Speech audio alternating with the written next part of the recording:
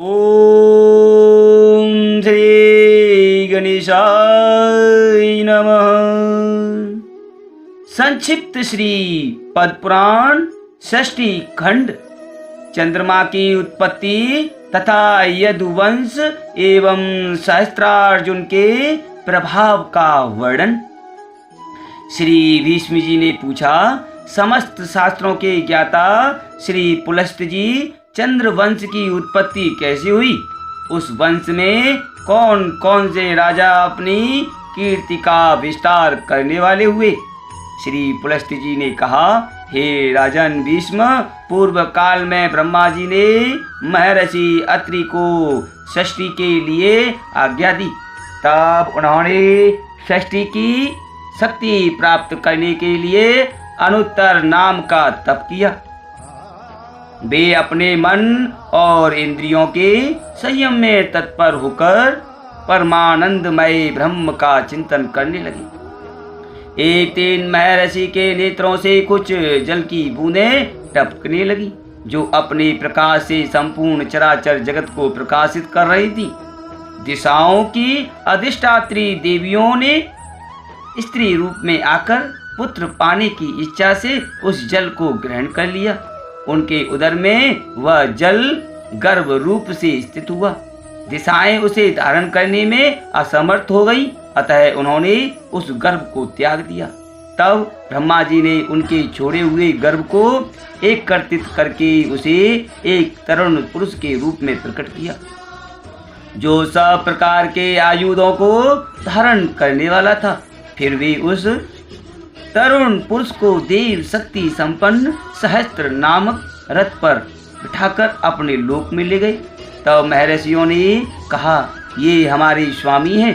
तदनंतर ऋषि, देवता, गंधर्व और अप्सराएं उनकी स्तुति करने लगी। उस समय उनका तेज बहुत बढ़ गया। उस तेज के विस्तार से इस पृथ्वी पर दिव्य औषधियां उत्पन्न हुई।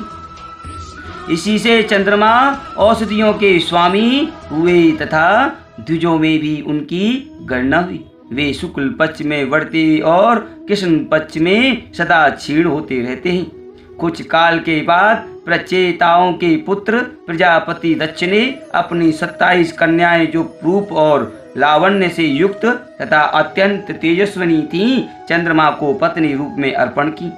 तत्पश्चात चंद्रमा ने केवल श्री विष्णु के ध्यान में तत्पर होकर चिरकाल तक बड़ी भारी तपस्या की। इससे प्रसन्न होकर परमात्मा श्री नारायण देव ने उनसे वर मांगने को कहा। तब चंद्रमा ने यह वर मांगा, मैं इंद्रलोक में राजसूय यज्ञ करूंगा। उसमें आपके साथ ही संपूर्ण देवता मेरे मंदिर में प्रत्यक्ष प्रकट होकर यज्ञ भाग ग्रहण करें। शूलपाणि भगवान श्री शंकर मेरे यज्ञ की रक्षा करें तथा अस्तु कहकर भगवान श्री विष्णु ने स्वयं ही राजसूय यज्ञ का समारोह किया।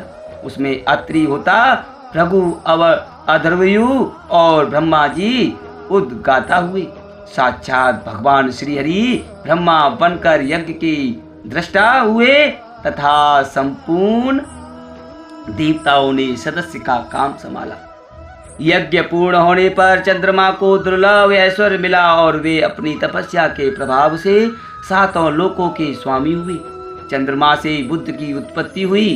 ब्रह्म ऋषियों के साथ ब्रह्मा जी ने बुद्ध को भूमंडल के राज्य पर अभिषिक्त करके उन्हें ग्रहों की समानता प्रदान की। बुद्ध ने इलाके गर्भ से एक धर्मात्मा पुत्र उत्पन्न किया, जिसने 100 से भी अधिक अश्वमेध यज्ञों का अनुष्ठान किया। वह पुरुरवा के नाम से विख्यात हुआ। संपूर्ण जगत के लोगों ने उसके सामने मस्तक झुकाया। पुरुरवा ने हिमालय के रमणीय शिखर पर ब्रह्मा जी की आराधना करके लोकेश्वर का पद प्राप्त किया। वे सातों द्वीपों के स्वामी हुए। केसी आदि दैत्यों ने उनकी दासता स्वीकार की। उर्वशी नाम की अप्सरा उनके रूप पर मोहित होकर उनकी पत्नी हो गई। राजा पुरुरवा संपूर्ण लोकों के हितैषी राजा थे। उन्होंने सातों द्वीप, वन, पर्वत और काननों सहित समस्त भूमंडल का धर्म पूर्वक पालन किया। उर्वशी ने पुरुरवा के वीर से 8 पुत्रों को जन्म दिया। उनके नाम ये ही आयु, दृढ़ आयु, वस्यायु, धनायु, वृत्तिमान, वसु, दिव्यचार और सुबाहु। ये सभी दिव्य बल और पराक्रम से संपन्न थे। इनमें से आयु के 5 पुत्र हुए, नहुस, वृद्ध, शर्मा, रजि, दंभ और बेपापमा। ये 5 वीर महारथी थे। रजि के 100 पुत्र हुए जो राजेय के नाम से विख्यात थे। हे राजन, रजि ने तपस्या द्वारा पाप के संपर्क से रहित भगवान श्री नारायण की आराधना की। इससे संतुष्ट होकर श्री विष्णु ने उन्हें वरदान दिया, जिससे रजि ने देवता, असुर और मनुष्यों को जीत लिया। अब मैं नहुस के पुत्रों का परिचय देता हूँ। उनके 7 पुत्र हुए और वे सब के सब धर्मात्मा थे। उनके नाम ये यति, ययाति, संयाति, उद्धव, पर, व्यति और विद साति। ये 7 अपने वंश का यश बढ़ाने वाले थे। उनमें यति कुमार अवस्था में ही वानप्रस्थ योगी हो गए। ययाति राज्य का पालन करने लगे। उन्होंने एकमात्र धर्म की ही शरण ले रखी थी। दानवराज वृष परवा की कन्या सन्निष्ठा तथा शुक्राचार्य की पुत्री सती देवयानी, ये दोनों उनकी पत्नियां थी। ययाति के 5 पुत्र थे। देवयानी ने यदु और तुर्वसु नाम के 2 पुत्रों को जन्म दिया तथा सन्निष्ठा ने ध्रुव, अनु और पुरु नामक 3 पुत्र उत्पन्न किए। उनमें यदु और पुरु ये दोनों अपने वंश का विस्तार करने वाले हुए। यदु से यादवों की उत्पत्ति हुई, जिनमें पृथ्वी का भार उतारने और पांडवों का हित करने के लिए भगवान बलराम और श्री कृष्ण प्रकट हुए हैं। यदु के 5 पुत्र हुए जो देव कुमारों के समान थे। उनके नाम थे सहस्त्रजित, क्रोष्ट, नील, अंजिक और रघु। इनमें सहस्त्रजित ज्येष्ठ थे। उनके पुत्र राजा सत्यजित हुए। सत्यजित के है और उता लहय ये 3 पुत्र हुए जो बड़े धर्मात्मा थे। है का पुत्र धर्मनेत्र के नाम से विख्यात हुआ। धर्मनेत्र के कुंभी, कुंभ के सहित और सहित के महिष्मान नामक पुत्र हुआ। महिष्मान से भद्रसेन नामक पुत्र का जन्म हुआ जो बड़ा प्रतापी था। वह काशीपुरी का राजा था। भद्रसेन के पुत्र राजा दुर्दर्श हुए। दुर्दर्श के पुत्र भीम और भीम के बुद्धिमान कनक हुए। कनक के कृतांगनी, कृतवीर्य, कृतधर्मा और कृतोजा ये 4 पुत्र हुए जो संसार में विख्यात थे। कृतवीर्य का पुत्र अर्जुन हुआ जो 1000 भुजाओं से सुशोभित एवं 7 द्वीपों का राजा था।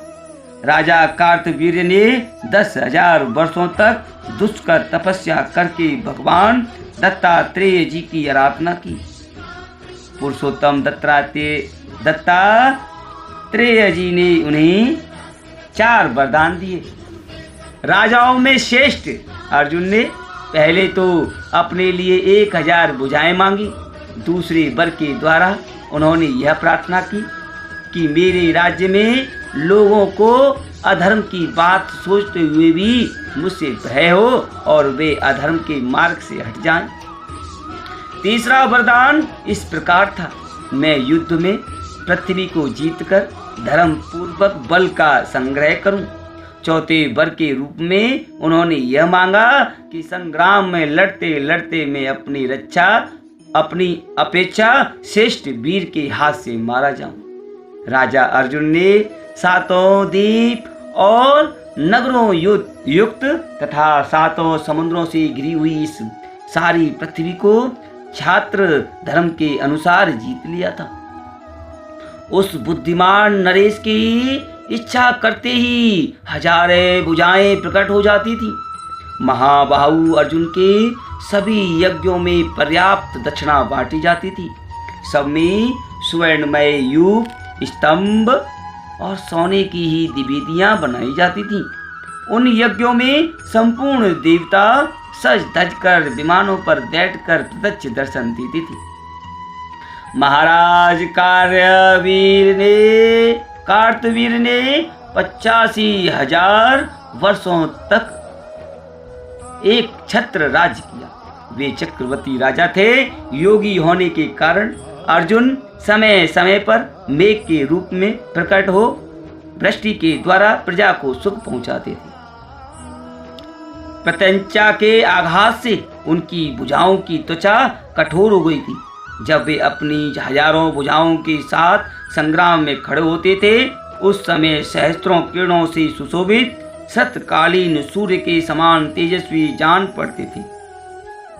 परम कांतिमान महाराज अर्जुन महिष्मतीपुरी में निवास करते थे और वर्षा काल में समुद्र का वेग भी रोक देते थे।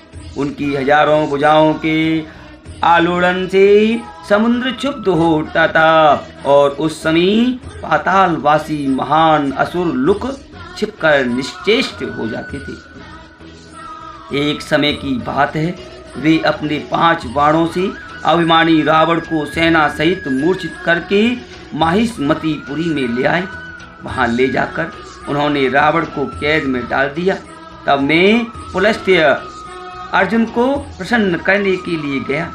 हे राजन, मेरी बात मानकर उन्होंने मेरे पुत्र को छोड़ दिया और उसके साथ मित्रता कर ली।